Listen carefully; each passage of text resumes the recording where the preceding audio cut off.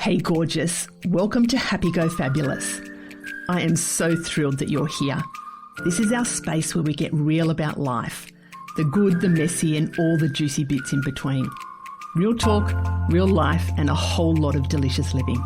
But I must warn you, listening may cause unexpected outbreaks of fabulousness and real life magic.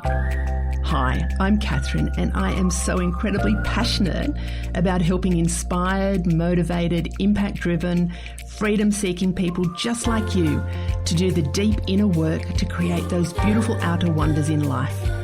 It's all about revolutionising your relationship with yourself, where you fall madly, deeply in love with who you are and create a life so fabulous you can't wait to jump out of bed every morning to live it. Ready? Because ordinary living is so last season. Life's waiting and it's time to make it fabulous. Let's shimmy on in.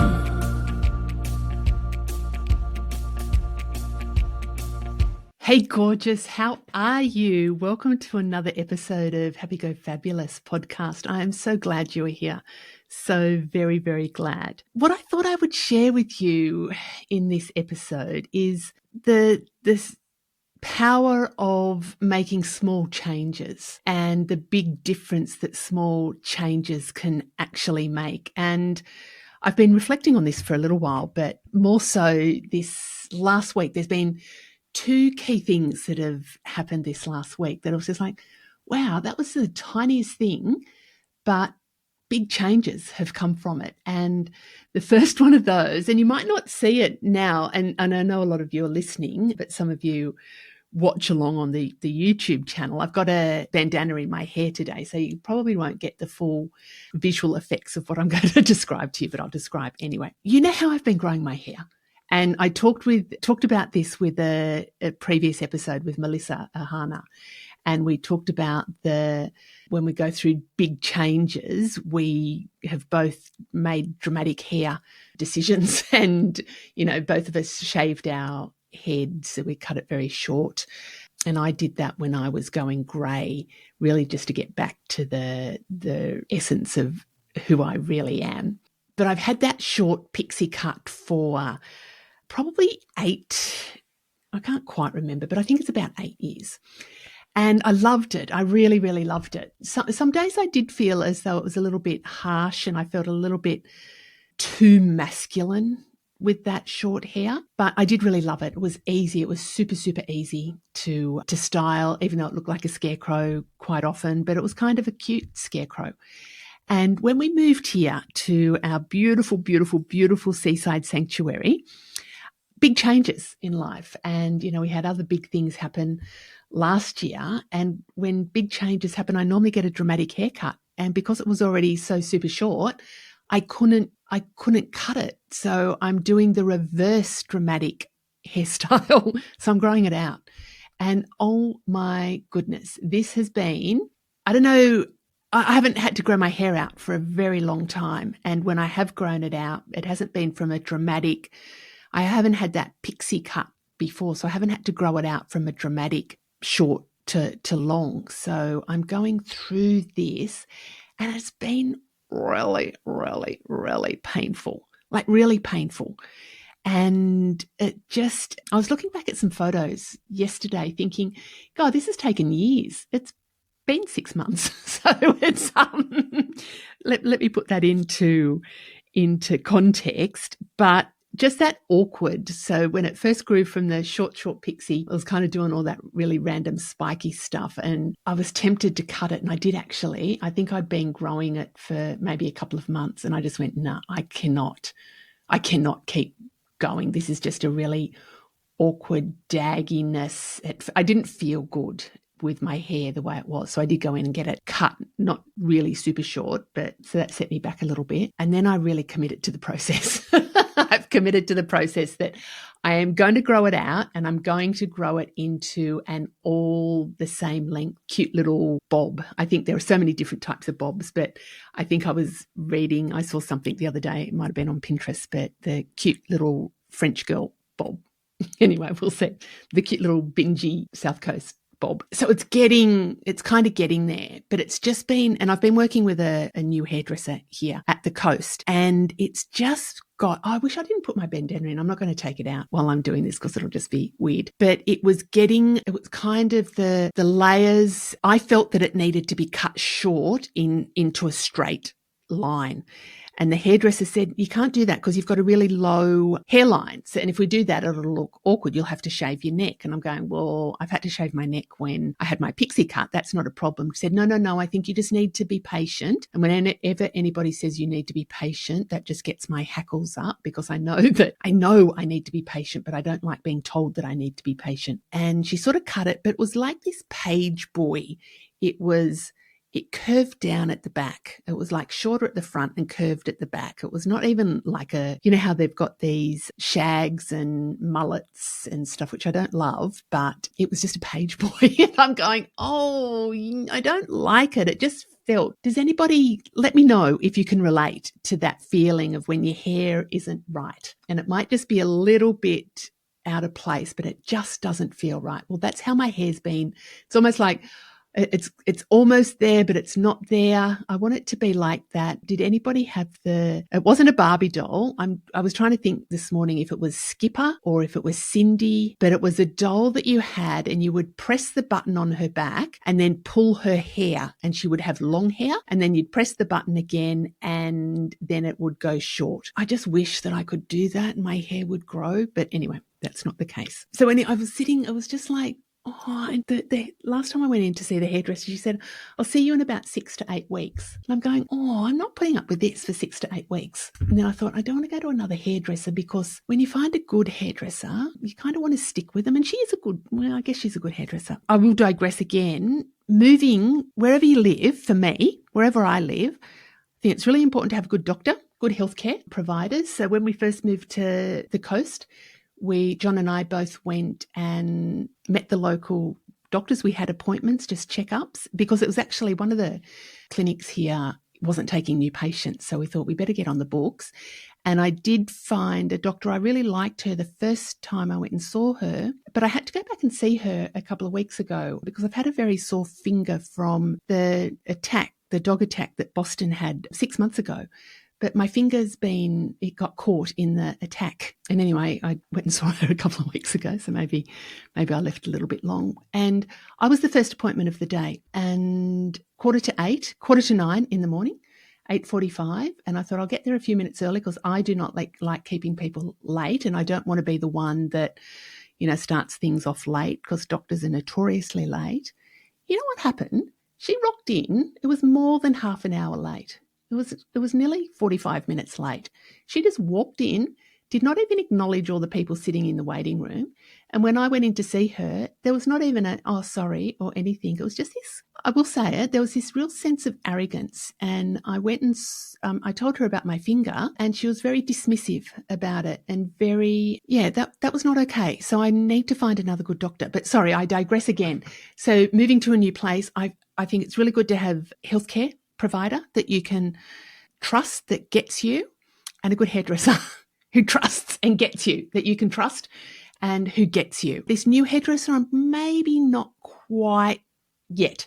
So anyway, not happy with this hair. Keep with me where I'm going with this. But I was in Canberra the other day. So I go back to Canberra once a fortnight. I still have corporate clients that I work with there. And I went back and I was there for 2 days this time. And I had a little bit of time for life admin. So I was doing a little bit. I bought some hiking boots. So I'll tell you about why I bought those another time, but maybe a trip that we're going on next year. So I bought some hiking boots and I bought some hiking gear and just general life admin.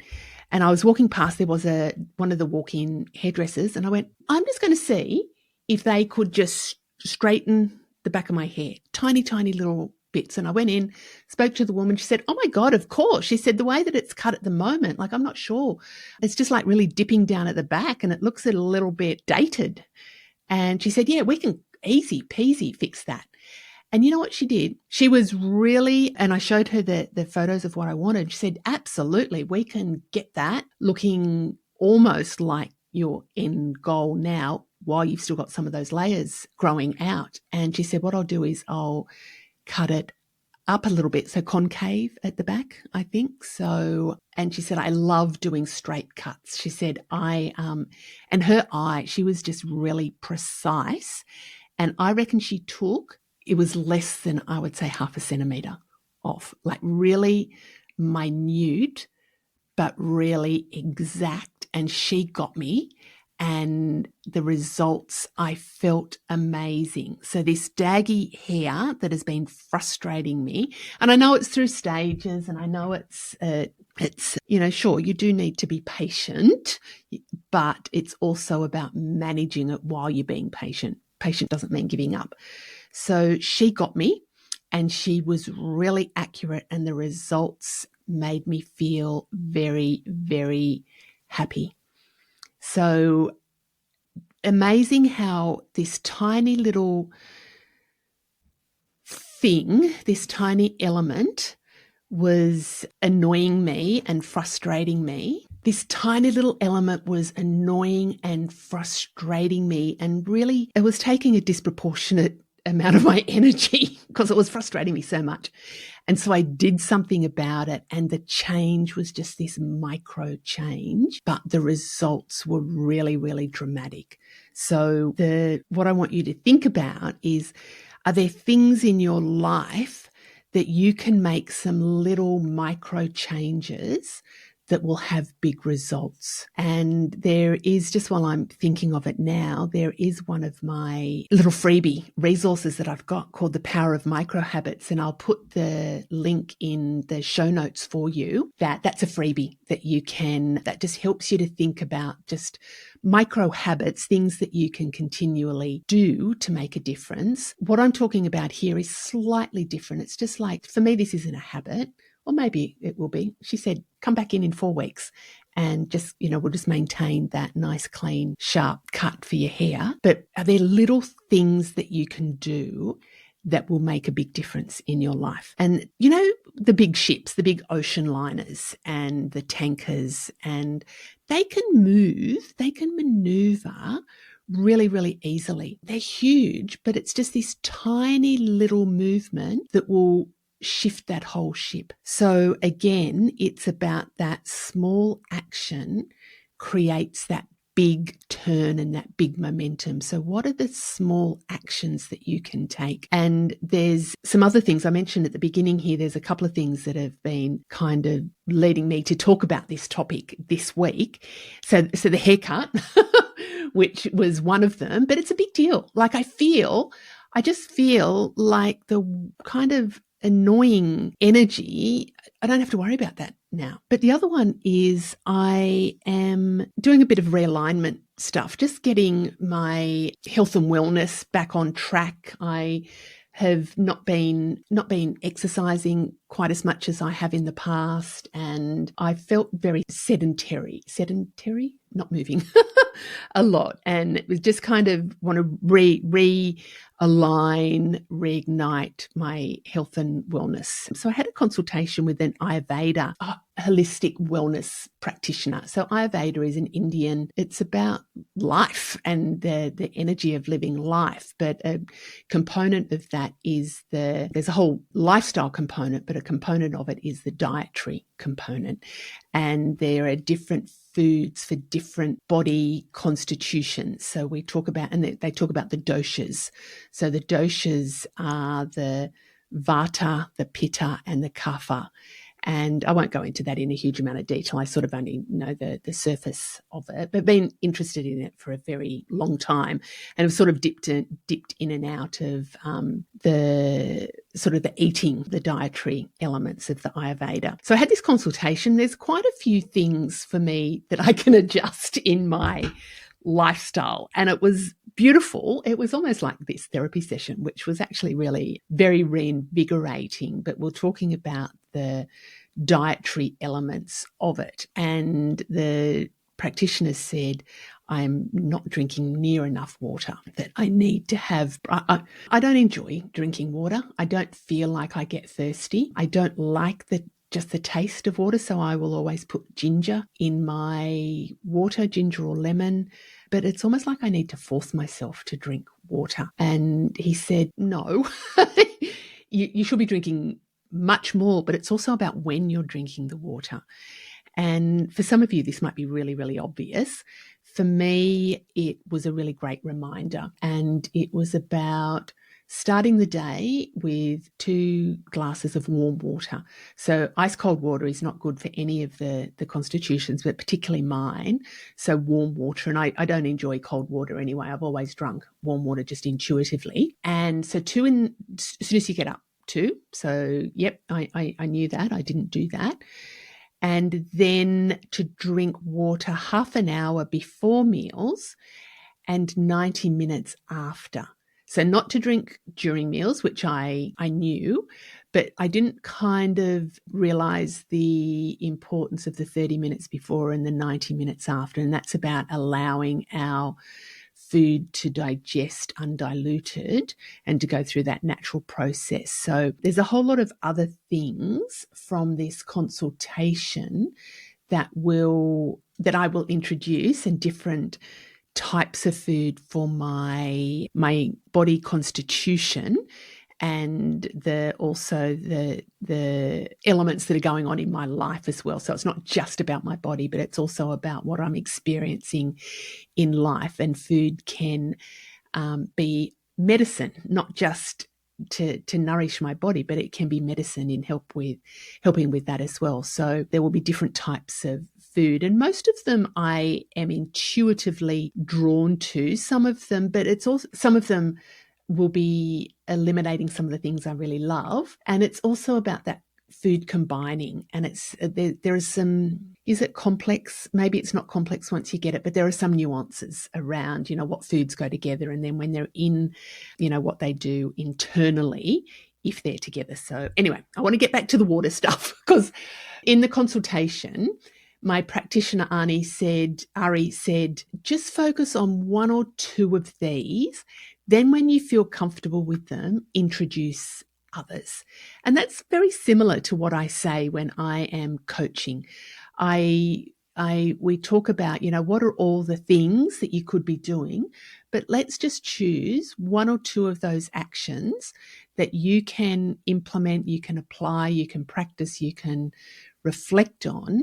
And then when you've done that, then think about adding layers if you need to. It's about simplifying, not overcomplicating. And the water, really for me, noticing, that's what I'm focusing on, is number 1, having more water. And I must say, I have this last week, and now it's just like, I am noticing the differences, like when I do require the water, and I am drinking the water half an hour before meals, a half hour before, and that's sort of when I'm doing the prep for the meal. So it's got that half hour to do its stuff. Then I have my meal, and then I wait 90 minutes.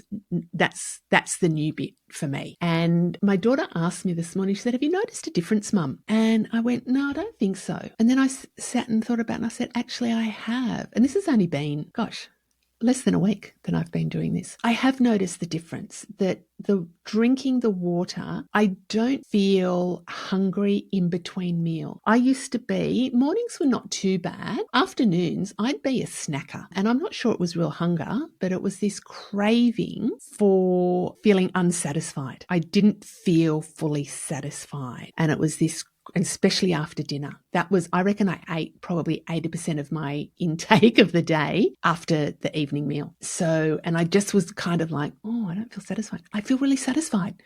I feel that the food I'm eating, so whether it's the food that I'm eating, that it's more grounding food. I'm moving from salads. I would eat a lot of salads and red meat to having cooked, more grounded foods, even for breakfast. And the water, I think, is making a difference. So again, getting back to what this podcast is about, that those little tweaks that I've made to my intake is actually having a difference. And it's been a week, so it'll be interesting to see how that plays out, that this will become part of my just everydayness. it feels, I'm still thinking about it at the moment. I'm still conscious about drinking the water and when to drink the water, but it will become part of my natural just habits of, water consumption, that I think it probably won't take very long, that it will become just a part of how I do things. So it's interesting, even just thinking about what I usually do versus what I am going to do. And really it just gets back to, are there little tweaks that you can make in your life, in any area of your life, whether it's about health and wellness, whether it's about how you feel about yourself, whether it's about your daily habits.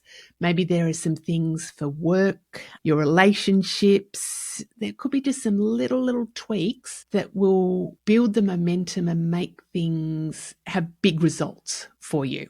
That's really what I want you just to think about today. So that's a convoluted way of me sharing that message, but I do like to tell a story, and I have had feedback from you that you do enjoy my stories. So remember, there's that little free download, The Power of Micro Habits, and I have an other gorgeous resource. I love it. I loved creating it, and I absolutely love it. And this was based on a lot of the women particularly, some of the blokes, but women particularly that I work with, when we would sort of talk about, you have the answers within, and I kind of help guide them to be able to access those answers within. And quite a few of them says, but how do I know what my answers are? How do I know where those answers are coming from? Intuition. What really is intuition?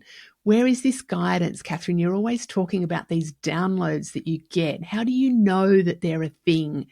Well, I've created this beautiful resource. It's a downloadable PDF that you can get. It's a little playbook called Whispers, Nudges and Goosebumps. And it's really practical. It's soulful as well. It's fun. It's easy to help guide you through some practices that can help you to tap into your intuition and those answers within, and, the guidance that we get from our higher selves, from our spirit guides, and energy as well. So that's called Whispers, Nudges and Goosebumps. And both of those links for The Power of Micro Habits and Whispers, Nudges and Goosebumps will be in the show notes. So I hope you've enjoyed this meandering of goodness, and just keep being fabulous. Keep being fabulous. I will see you next time. Bye. Thanks for tuning in to Happy Go Fabulous. I hope you loved it. If you did, could I ask a big favour? Please subscribe, leave a review, and most importantly, share the love and let your besties know about the podcast. This will help get it into the hearts and ears of all the gorgeous souls who need a little bit of fabulous in their life. If you'd like some more high vibe happiness in your life, come and visit me on my Happiness Hive socials, and make sure you've signed up to my newsletter, your weekly drop of juicy goodness. Pop over to my Happiness Hive website and click on the link Working with Catherine. I'd love to help you make life amazing. Until next time, keep being fabulous.